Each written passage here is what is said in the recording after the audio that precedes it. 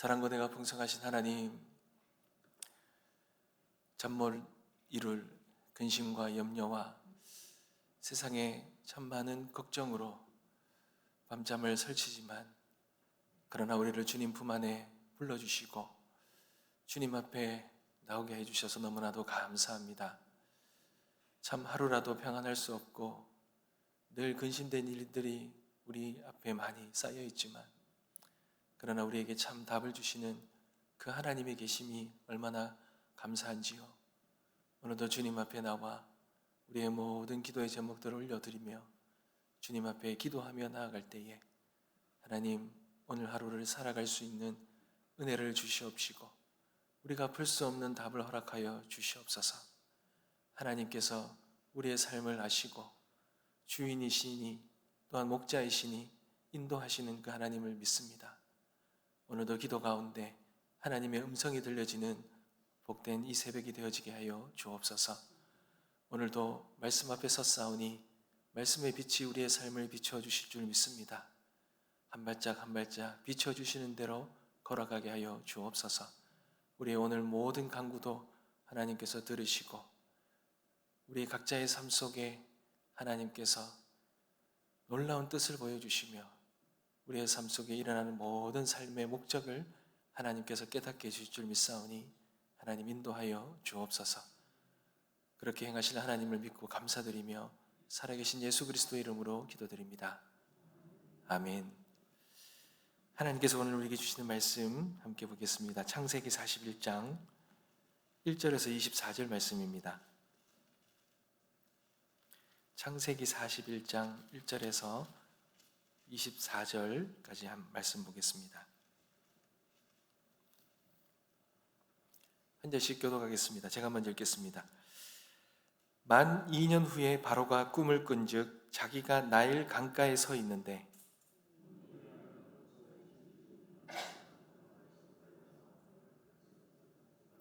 그 뒤에 또 흉하고 파리한 다른 7 암소가 나일 강가에서 올라와 그 소와 함께 나일 강가에 서 있더니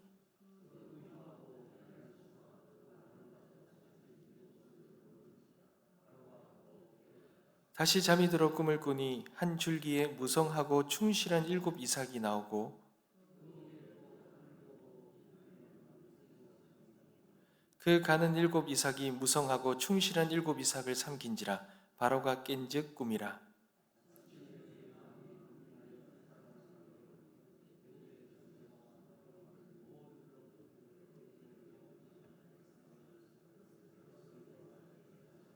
술 맡은 관원장이 바로에게 말하여 이르되 내가 오늘 내 죄를 기억하나이다.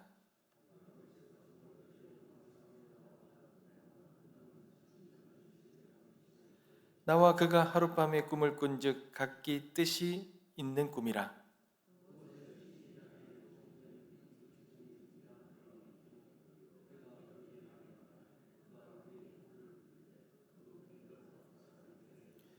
그 해석한 대로 되어 나는 복직되고 그는 매달렸나이다.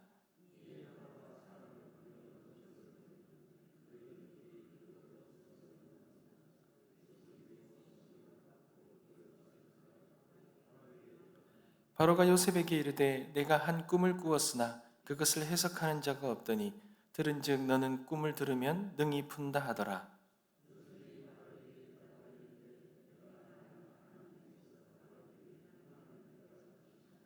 바로가 요셉에게 이르되 내가 꿈에 나일강에 서서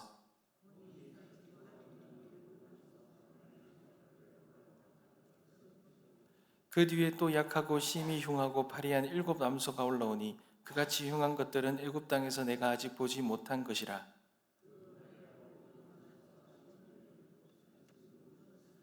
먹었으나 먹은 듯 하지 아니하고 여전히 흉하더라. 내가 곧 깨어다가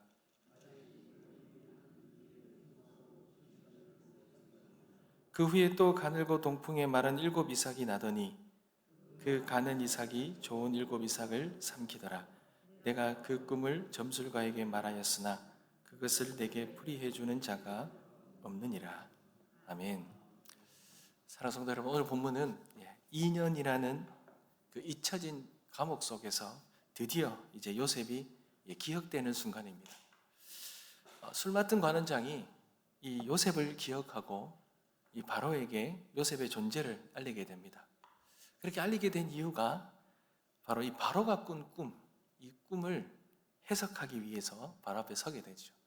근데 오늘 본문 말씀을 보면 8절을 한번 보겠습니다. 그들에게 말하였지만 아침에 그의 마음이 번민하여 사람을 보내어 애굽의 점술고와 현인들을 모두 불러 그들에게 그의 꿈을 말하였으나 그것을 바로에게 해석하는 자가 없었다 그럽니다. 여러분, 바로는요 애굽의 왕이잖아요. 그 시대의 최고의 힘을 가진 사람입니다. 그리고 그에게는 수많은 지혜자들이 있었습니다. 술객들도 있고 학문도 있고 경험도 있고, 그러니까 뭐 모든 걸 다 소유했죠.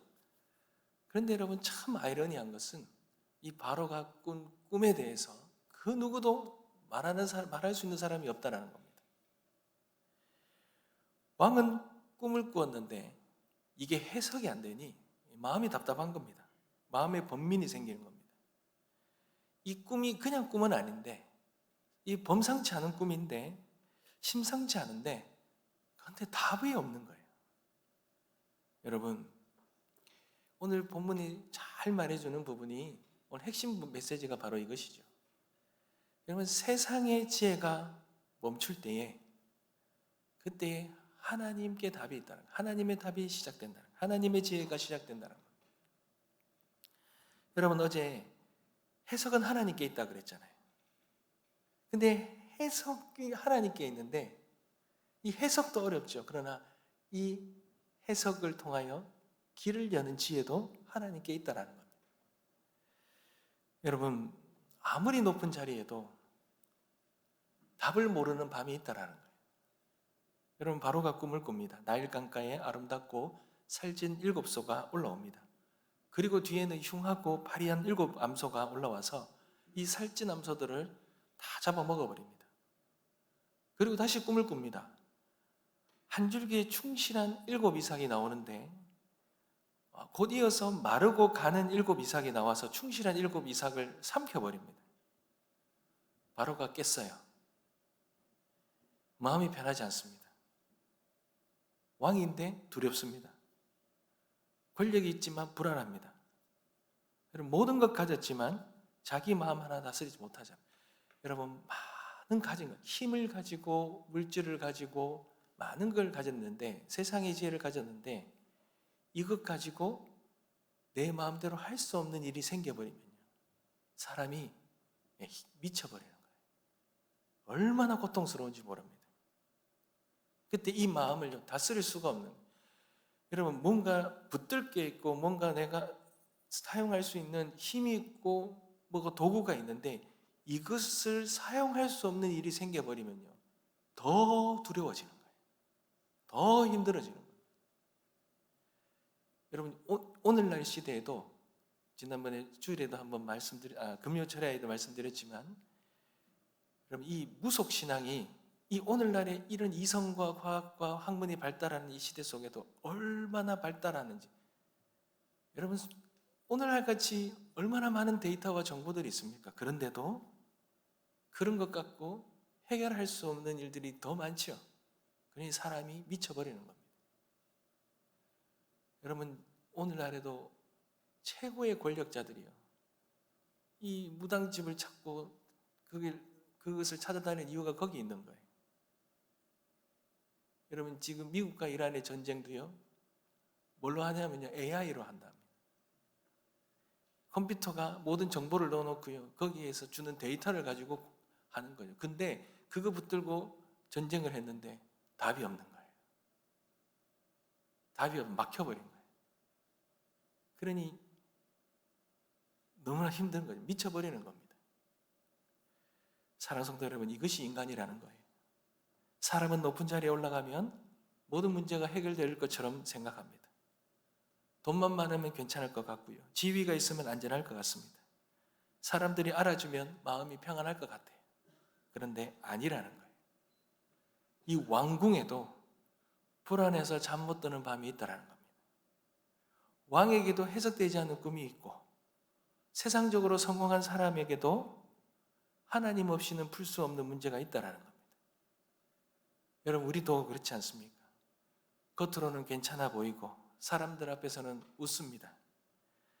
예배도 드리고 일도 하고 가정도 돌봅니다. 그런데 우리의 마음속에 잠 못 이루는 그런, 우리를 잠 못 이루게 하는 그런 문제들로 우리의 마음이 힘든 것, 그런 부분들이 다 있지 않습니까? 왜 이런 일이 생겼고 이 문제를 어떻게 해야 되고 앞으로 어느 길로 가야 될지, 여러분, 우리에게는 정보가 필요한 것이 아니라 지혜가 필요하죠. 여러분, 세상의 지혜는요, 하나님의 뜻 앞에는 멈출 수밖에 없어요. 멈출 때가 있다는 거예요. 하나님의 뜻 앞에, 목적 앞에서 반드시 멈춘다는 거예요. 바로가 애굽의 모든 술객과 지혜자들을 부릅니다. 얼마나 발달한 나라입니까? 문명이 발달한 나라입니까? 당시에는 최고의 나라입니다. 별을 연구하는 사람도 있고 꿈을 해석하는 사람도 있었습니다. 당연히. 왕 곁에는 모든 전문가들이 다 있었습니다. 그리고 그 전문 지식을 가지고 한 왕에게 인정받아서 뭔가 한 자리 차지하고 그들의 인생을 한번 펴보려고 하는 사람이 안 있었겠습니까? 근데 성경은 단호하게 말하죠. 해석하는 자가 없었다 그러죠. 여러분, 이 말은 그들이 실력이 없었다는 말이 아니라 하나님의 뜻을 인간의 지혜로 풀 수 있는 사람이 없었다는 것입니다. 세상의 지혜가 필요 없다는 말이 아니고 경험이나 어떤 전문가의 조언을 무시하라는 그런 말이 아니라, 여러분, 우리가 이 성도는 알아야 됩니다. 세상의 지혜가 한계가 있다는 걸 알아야 돼요. 그리고 세상의 경험으로는 도저히 해결할 수 없는 것이 있다라는 겁니다. 인간의 계산으로는 풀리지 않는 문제가 있다라는 겁니다. 하나님의 그런 시간들이 있다라는 거예요. 사랑하는 성도 여러분, 세상은요, 어떤 문제가 일어나면 분석하잖아요. 하지만 하나님은 그 모든 일에 뜻이 있어요. 하나님의 뜻이 있습니다. 정보로 알 수 없는 하나님의 뜻이 있습니다. 세상은 방법을 말하죠. 하지만 하나님은 길을 여십니다. 하나님이 여셔야 될 길이 있다는 거예요. 세상은 원인을 찾습니다. 하지만 하나님은 이 모든 일들의 목적이 있다. 여러분, 세상이 고치지 못하는 병들, 세상이 해결할 수 없는 일들, 내 앞에 도저히 풀 수 없는 일이 일어났을 때 우리가 깨달아야 되는 것이 있다면 이 일의 원인이 아니라 이 일에 하나님의 뜻과 하나님의 목적, 그리고 이 일은 하나님이 여셔야 된다는 것을 우리는 깨달아야 될 줄 믿습니다.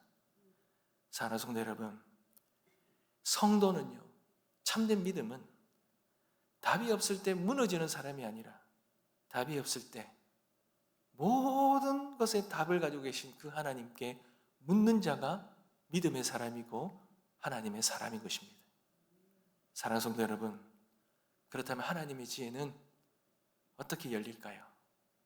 하나님의 인정하는, 답이 하나님께 있다는 것을 인정하고 하나님께 엎드리는 자, 묻는 자에게 열린다는 것입니다. 여러분, 바로와 애굽의 지혜자들이 모두 멈췄을 때 그제서야 술 맡은 관원장이 요셉을 기억하잖아요. 그가 이런 말을 합니다. 내가 오늘 내 죄를 기억하나이다. 요셉을 잊은 것을 이제 기억하는 거죠. 그리고는 그 감옥에 있을 때에 이 요셉을 기억합니다. 그리고 요셉을 부르죠.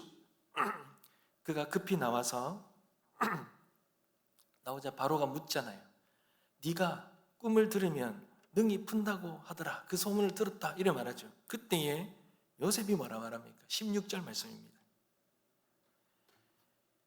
요셉이 바로에게 대답하여 이르되 내가 아니라 하나님께서 바로에게 편안한 대답을 하시리이다.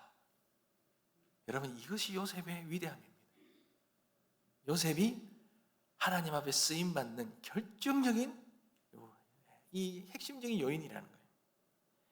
이 한마디가 다 보여주면 이것이 요셉의 지혜라죠. 여러분, 요셉은 절대로 자기를 드러내지 않습니다. 기회가 왔다고 자기 능력을 자랑하지 않습니다. 이제 내 시대가 왔다, 나의 탁월함과 똑똑함을 드러내지 않습니다. 그러니 절대로 교만하지 않죠. 요셉은 먼저 하나님을 인정했습니다. 내게 있는 것이 아닙니다. 하나님께 있습니다. 하나님께서 대답하실 것입니다. 사랑하는 성도 여러분, 하나님의 지혜는 똑똑한 사람에게만 임하는 것이 아니에요. 여러분, 우리가 교회에서 하나님 앞에 쓰임받는 사람들, 하나님이 찾으시고 하나님이 세우시는 사람, 여러분 학벌을 보거나 그가 이 세상에서 무언가 행하는 일들을 보고 그거를 보고 택하면 안 되는 거예요. 세우면 안 되는 거예요. 하나님의 지혜를 인정하는 사람을 세워야 돼요. 그 사람 어떤 사람입니까? 겸손한 자입니다. 여러분 절대로 자기를 드러내고 교만한 사람을 세우면 안 됩니다. 하나님 앞에 무릎 꿇는 자를, 하나님이 하신다는 그 믿음으로 신뢰하며 하나님을 드러내는 사람들, 나를 높이거나 내 이름을 남기려고 하거나 내가 이 자리를 통하여 나의 탁월함과 나의 자아를 실현하고 나의 성공의 문을 열려고 하는 그런 자가 아니라 이 모든 것을 통하여 하나님을 높이고 하나님의 뜻을 드러내고 오히려 그 뜻 앞에 겸손히 순종할 수 있는 자를 하나님이 찾으시고 세우시고 쓰신다는 것. 사랑하는 성도 여러분, 그렇게 하나님은 요셉을 통하여 하나님의 놀라운 뜻을 이루시고 요셉을 사용하셨다는 것입니다. 사랑하는 성도 여러분, 우리의 이 기도의 자리가 하나님께 묻는 시작점이 되어지길 소망합니다.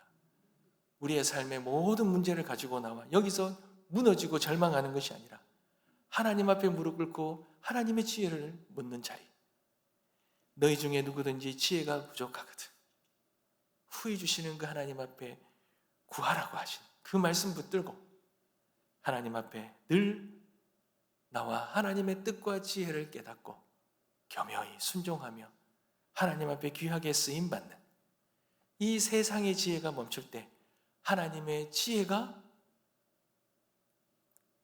그 사람을 통하여 드러나는, 그렇게 쓰임받는 하나님의 사람들 다 되시길 주님의 이름으로 축복합니다. 기도하겠습니다.